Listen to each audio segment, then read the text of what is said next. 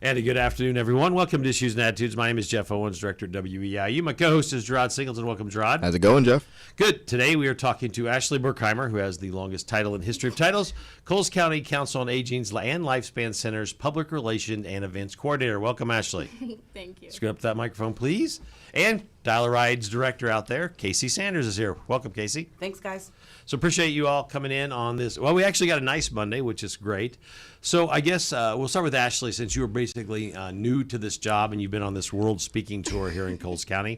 Talk about how the new job, why did you take the new job and your first few months on it, how you been doing? Oh man, ironically enough, this question came up on my tour, shall I say, at the 8th grade career fair, is why I chose my job. And I like to tell everyone I didn't choose my job, it kind of chose me. I was actually at the Lifespan Center on behalf of the Y at the time, and Bailey, who took the job before me, she's like, hey, you know I'm leaving, right? With that like elbow nudge, and I was like, no, and I didn't get it. It took me a minute.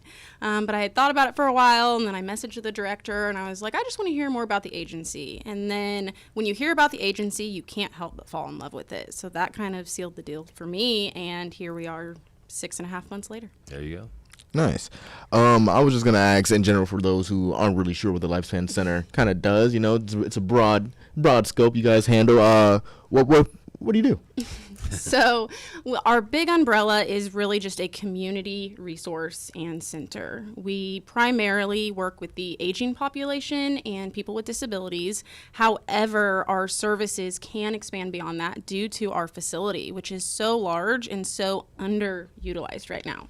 So we offer a lot of services on the side of Medicaid, Medicare, all of those things for the senior population, caregiving and resources for different types of Parkinson's, memory loss. But we also are just really focusing on the socialization and reducing that in the population. So services like that. And then one of our biggest things is our Dial-A-Ride program. Transportation is a need across the board, no matter what demographic or age. So that is another huge service that comes out of our organization. Nice. Okay, so you've been with Dial-A-Ride for 13 years now, right? 13 years. I started as a dispatcher in 2012 after I graduated from EIU. And then I moved up in 2015 as the administrative, I can't even remember my old title. Anyways, then I became the director, and here we are. So Dial-A-Ride, you know, a lot of people know what it does, but is it set routes, or can people call to get picked up? How's it all work? So we have two different types of services.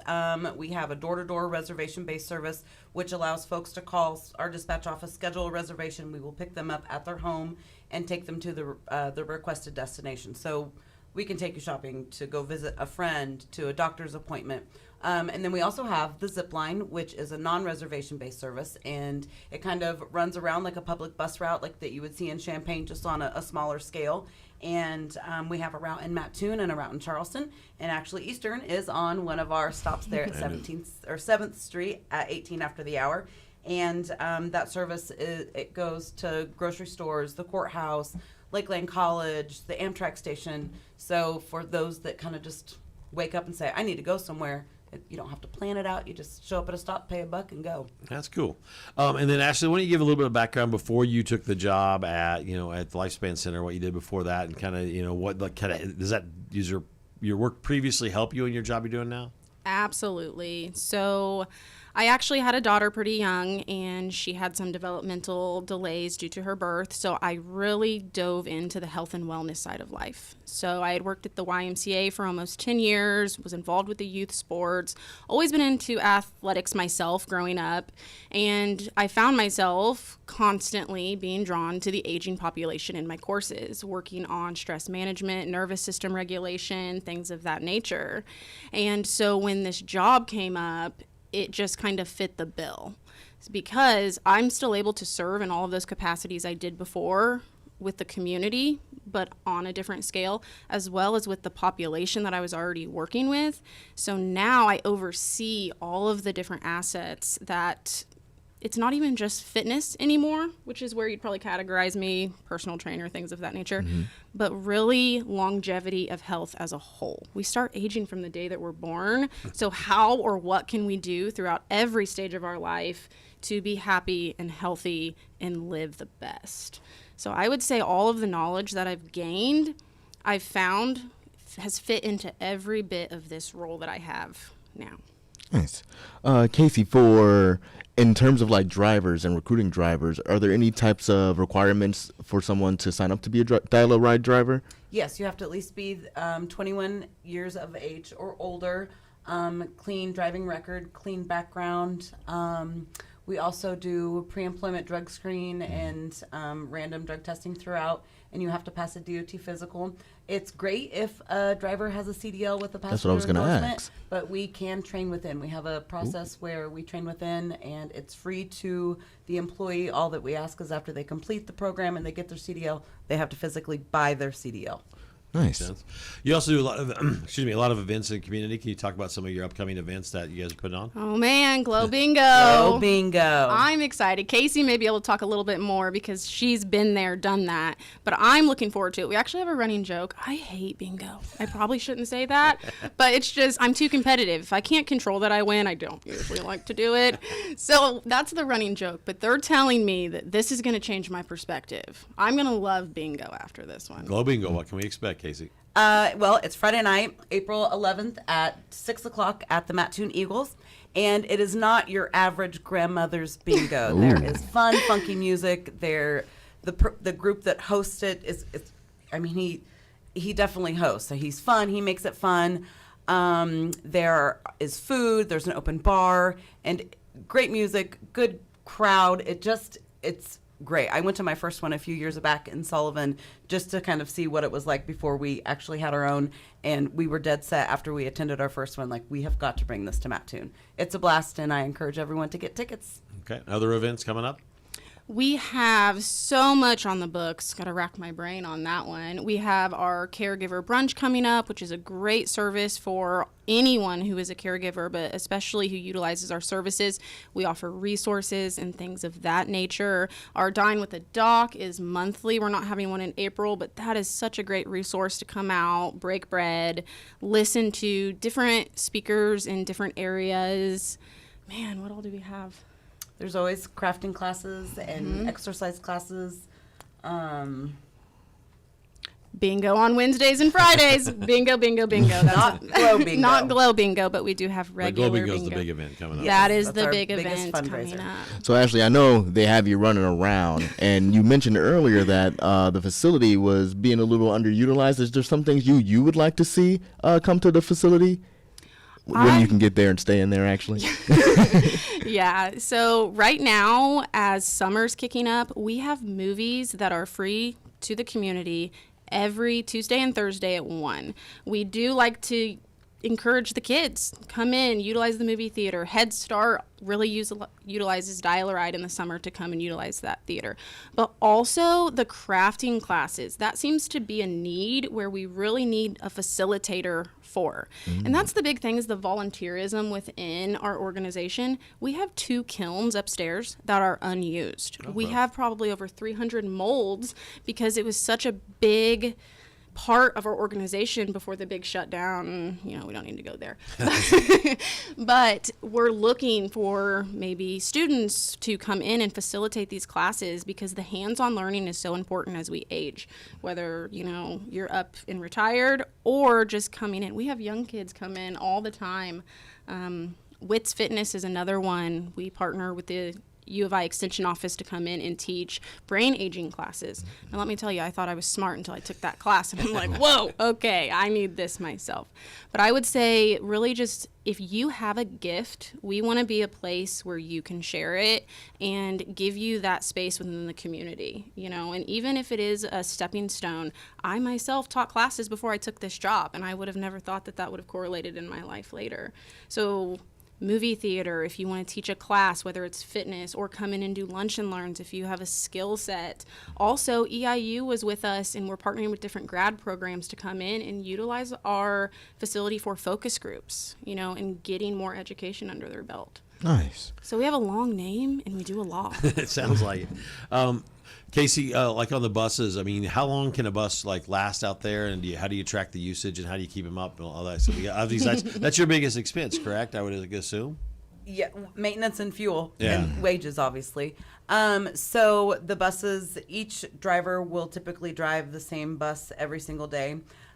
We kind of encourage the drivers to treat the bus like it's their office. So they keep it clean, it's presentable, and it will run with them the duration of their shift. So most of the drivers work, if not working overtime, about a 7.5 hour shift. Then the bus is parked. It's fueled every day. We do have an agreement with the Coles County that in the event that there is an emergency, that they can come into the garage and take the buses, to help transport a nursing home that maybe have caught on fire or something like that.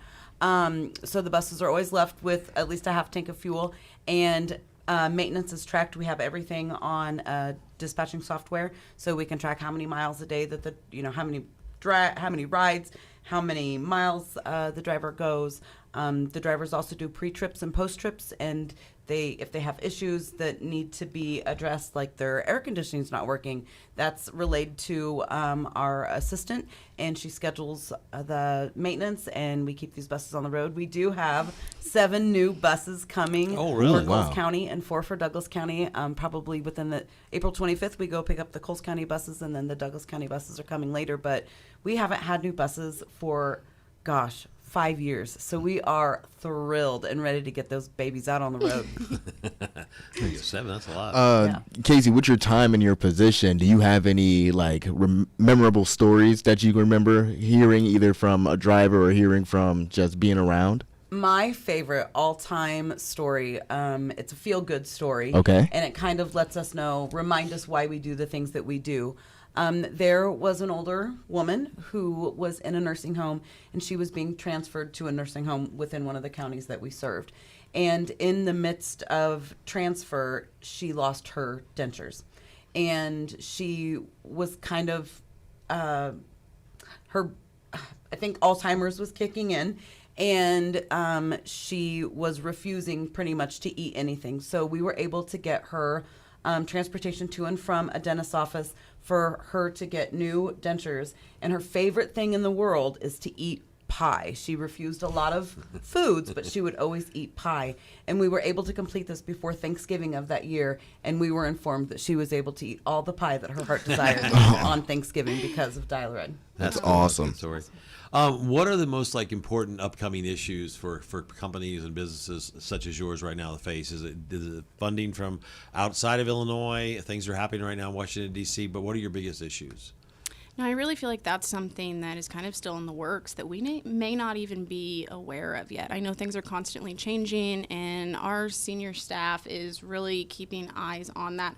I personally am not as engaged with that side of things, but funding it, when you work for a nonprofit, that is always a core need, whether the state of affairs of the world or not, and volunteerism, and really having those hands on deck to come in and work alongside you to be able to offer these services to the community.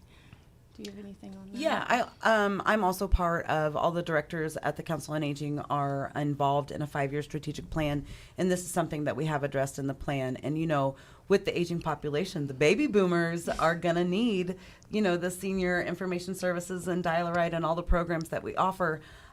So that's something that we are looking at very closely, and hopefully services won't have to change. We'll be able to come up with something. Then how do you mainly get the word out to the senior community of what's going on on a monthly basis? We have so many different things and events out there. Well, they love our connections. They still very much love that paper copy that goes out. I get asked 2 weeks in, when's the next one coming out? Do you have it yet? And I'm telling you, the day that they go out, 50 of them are gone. People come to the facility just to pick them up. But really, it's word of mouth. A lot of the things in that population is they hear it, they invite their friend, or they talk about it at that coffee club in the morning. They like to sip that coffee between 8 and 9, things of that nature. But as the climate is changing with people aging out and some aging into our demographic, social media is picking up a little bit more. They're starting to have access, or at least more hands-on with that technology. And I know a lot of them still listen to the radio. So we're here today with you, and we're very grateful for that. And just something that popped in my mind about something coming up. You asked about those issues. We actually are having a public hearing held at our facility April 28th for people to That's come in. That's the Medicaid one, right? If I'm correct. Yes, yes. So that a way they can learn about those issues and kind of see what's going on firsthand from people who are elbow deep in it every day. Nice. Do you know what time that hearing will be? I want to say it is 1 to 3, but there's a lot of information clocking up here. I gotcha. It's that day for them. This would be a question for both of you. What would you say is the most unique aspect of focusing your energy on such a local area? Should have asked this question so I could think about it. Ash, you go. For me personally, I've found that we are a small town, but we are so diverse, and a lot of people don't think, okay, well, y'all are from this town, so y'all act the same way, you like the same things. No, we have so many different people and mindsets and cultures and personalities that from the marketing standpoint, that's probably one of my biggest challenges is how do you reach people when everyone has a different way they want to be reached, whether that's emotional or physical or personal. So I think that has been very eye-opening for me in this position. Okay. See, a couple with what Gerard said there is you also have to be somewhat sensitive since you are appealing to the seniors and you have disabilities and health issues. How do you handle that when you are publicizing things? The biggest thing is having empathy and transparency. I mean, everyone connects with being human, and if there's one thing that we all can connect on is no matter what stage of your life you're in, you've dealt with challenges or trials and you've probably overcome plenty of them. So one thing that when we have those harder situations that we're talking with is really listen first, let them share how they're feeling, recognize that, and a lot of times our staff just naturally connects with them, and then it kind of just bridges that gap for us. Okay. Have you had any reoccurring regulars that have maybe made the transition into volunteerism with the agency? We absolutely have, and one of them we actually just had to let go. Her name was Martha. She had reached out to our volunteer coordinator, Chris, and she just started coming to the facility, did everything, all she could, and then she never left. She was a permanent fixture. But now she kind of outgrew us, for lack of a better word. She moved on with her life, built her personal life that took her away, but, when one door closes, the next person is ready to come right in. So we've actually had an uptick in our volunteerism from people who are so engaged with our courses that they want to be the next person to bring them in. You do a lot of things for seniors. Are there any other senior services that you offer that we haven't talked about yet so far? I just want to make sure we don't skip any before we get to other things. Well, a lot of people don't know. So we have the SIS program, the Senior Information Services Program, and they are a resource for whatever question you may have. However, if you are a certain age, I don't want to misspeak, but if you are a certain age or have a disability, you can get a discount on your license plate sticker. You can get a homestead exemption on your house or a senior tax freeze. I mean, there's so many things that you don't think about. Especially, as you turn 65, you have the option to enroll in Medicare. And I have had the blessing to help my mother through that process. And it is difficult. Both my mother and my grandmother have come out and had their plans renewed, or my mother signed on. And I mean, it's so overwhelming that they both have almost left in tears because there's just so much information. But with us, it's a step-by-step. The program is wonderful. The director, Marcy Heinbaugh, has been in her position for several years. She's the guru. Wealth of and knowledge. They make it easier. So just things that you don't even think about that can help you, save you some money, or something as serious as your health insurance. That program is amazing. And I would think that program may get busier with what's happening out east right now. So that might be a value that you are going to be that poor Marcy's going to be really inundated with all the changes that are coming or possibly coming to Medicaid and Medicare. Mm-hmm. How do you choose ideas for your different events? I mean, because you have the calendar every month that comes out, and every day is full, I think, but one day in April is when you're closed. But everything, how do you come up with those ideas? Honestly, it's the needs of the community. We're really good at engaging when they're in the building and ask, what do you want? Sometimes it sticks, sometimes it doesn't. And there's a lot of times when we sit around our staff meetings, there's so much that comes out. We got to remember how to funnel it back, and all these different things. One thing that we're really excited about is we're going to bring some Music Mondays in. We're going to have some people come in, play live music just to get people out and engaged and things like that. I know last year we did the food trucks, but that's something that we kind of are trying something new. So really the ideas are there if you listen to the needs of the community, and also just talking with people, man, you can come up with a lot of stuff. There you go. And so you obviously take advice from the community and some of the people that visit your place of things that might be a neat idea to do. Oh yeah, absolutely. Has anything just bombed or anything been unbelievably great you didn't think would be a hit? Both questions there. The one thing that took off, and I was not here for that, but I heard the ice cream social was a hit. Like, that is something that they were like, okay, maybe not, but man, the ice cream social, people really loved it, and they really came out, so we're looking at doing that again. And currently in my position, I've had one thing that I actually had to cancel, and surprisingly enough, that was an AARP driver's class. So I don't know if it was just because all the snowbirds were gone and they weren't here to utilize that service, but from my current juncture, that was the only thing that That's I really not bad. had One to for have 6 to months. Yeah, I I mean, mean, come on. But yeah, so we're talking to Ashley Berkheimer and Kaycie Sanders today from Dial-A-Ride, and I'm just going to Lifespan Center here in Coles County. Other things that you want to talk about? We have a few minutes. We have about 6 minutes left. I want to make sure we get the stuff that you want to talk about before me and Gerard can just keep asking questions. But anything that we've forgotten that you want to promote or talk about today? I would say that Dial-A-Ride does have one full-time driving position available. Hours are Monday through Friday, 10:30 to 6. We do allow for the drivers to have an hour paid lunch, which that only gives you 6.5 hours on the road. So if anyone is interested, you can visit www.dialaridetransit.org under employment and look for that position there. There you go. we are going to have some openings within our Senior Information Services Department, and we're going to keep a little air of mystery here. We are going to be announcing something in the next couple of months that is new to our facility. So if you go out and search our jobs on Indeed, you might get a little preview of what we will be hiring for. Ooh, All right. sounds Now, exciting. we've been teased, so we Yeah. have to get Exactly. that one, Gerard, so there you go. Yeah. Among those needs you were talking about earlier, are there any that are more challenging to address than others, especially like, with the scope of your duties being, okay, let's put an event in that will work for everybody? I would say with those needs, I've gotten a lot of uptick on different types of support groups. Cancer seems to be a big one that's come forth that we're looking at.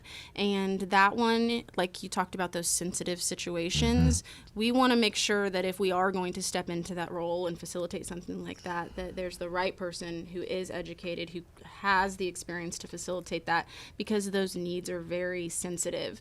So I would say the social emotional needs of our community is the most challenging and the most rewarding to service. Is it part of the job of each of your job is that for people to use your services once to get a feel for it, to get it? It's like that when a new store opens, like, do I go in or not? Is it kind of like that? I think at this point with the Dial-A-Ride program, it's almost, everyone, not everyone, but a lot of people know that it's there, but with, a certain amount of buses and a certain amount of funding, because we're state and federally funded, there is so much more that we could do, but we're kind of restricted. So we actually, I wish that we didn't have to turn down as many people for rides that we do and be able to service like everyone every time someone called. That's the goal, but obviously, it's going to take some years and some expansion and a lot of community investment and donations to be able to, fulfill that dream. And on the agency side of things, to answer that question, is there's something for everyone. And I'm a firm believer understanding now truly what all the agency does. So it's really, if you find that one thing and come through the door, you may not like it, and that's okay. But I always encourage people to try something else. If you like to play cards, come in on Wednesday. We have to kick them out at 4. Like, they are deep into those bridge games and all the games that I don't even know how to play. Euchre, I think, is another one. But it's okay to not like some of our services, but I can guarantee if you take the time to educate yourself on what we do and the services we have, you'll find something. There's something there. Okay. Gerard? In terms of, you mentioned the opening earlier, can people find even more information about other services via that site as well, or would it be a different, like via social media or a different website? For Dial-A-Ride, we do have our own Facebook page separate from the Council on Aging. We post route updates, we give our driver shout outs, post some good news stories. So that you can search Dial-A-Ride Public Transportation. Just make sure that it's the one in Coles County, because there are several across the United States and into the UK that I'm learning that actually have their program titled Dial-A-Ride. Yeah. That's kind of cool. So you can visit that, and then our website as well is separate from the Council on Aging, but there is information on the Council on Aging website as well. Nice. Could you kind of walk us through the process of like what building a route is like and what kind of things you take into consideration when doing those types of things? So when we built the zipline route, and that designated stops at designated times, we wanted something that went, a route in Charleston and a route in Mattoon at the same time, and then it meets at the Lifespan Center. So we had to figure out what would be the most popular places to go. Obviously, you want nutrition sites, you want medical facilities, you want to be able to get the people to the places that they're going, but you also want to be able to get the people. You have to go into the residential areas to be able to get the people on the bus to take them to where they need to go. So it's a lot of, what are the best, what are the best locations that people, high populated businesses that you need to go, but also what neighborhoods do you need to stop in to make sure that the people have access to the service To itself. get where they need to go. Nice. Yeah. We have a couple minutes left. Best and worst parts of your job? The best part is the people, preferably their jokes. Okay, I got some good ones, and then there are some times where I'm like, oh man, I gotta rethink what I did. So super quick story. There was sweet little elderly people just melt my heart. I can't say no to them. So I was coming in from lunch, and this lady's like, can you help me in? And I was like, oh sure, absolutely. And she like grabbed my arm. She's like, well, my late husband used to do this for me, but I just don't know if I could make it in on my own. So I brought her in, set her down, she ate her piecemeal, and I thought to myself, maybe I should see if she needs help back out.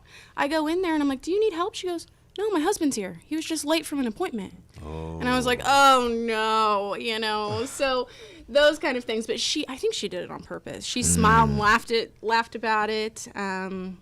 And you get a lot of good jokes, I'm horrible at remembering people's names 3 times, okay? 3 times. And he goes, here's what you do. When I tell you my name, cover one ear so it doesn't go in one ear and out the other. How do you not love that work environment? And I bet it works too. It sure does, because you remember him and his face. And I don't have a worst part of my job, but the most challenging is probably just your traditional data entry work that comes with any employment. Yep, paper pushers. Yeah. Real quick. I think best is serving the people that need the transportation, getting the lady her teeth so she can eat pie on Thanksgiving. The worst is people still think it's senior transportation because we're affiliated with the senior center. So Dial-A-Ride is for public, all ages, all abilities. Everybody. Ashley, Everybody. Kaycie, thanks for coming in today on this Monday. We appreciate learning about Dial-A-Ride and Lifespan and Coles County Center on Aging. Thanks so much. Thanks, you. guys. Everybody have a great day. We are WEIU.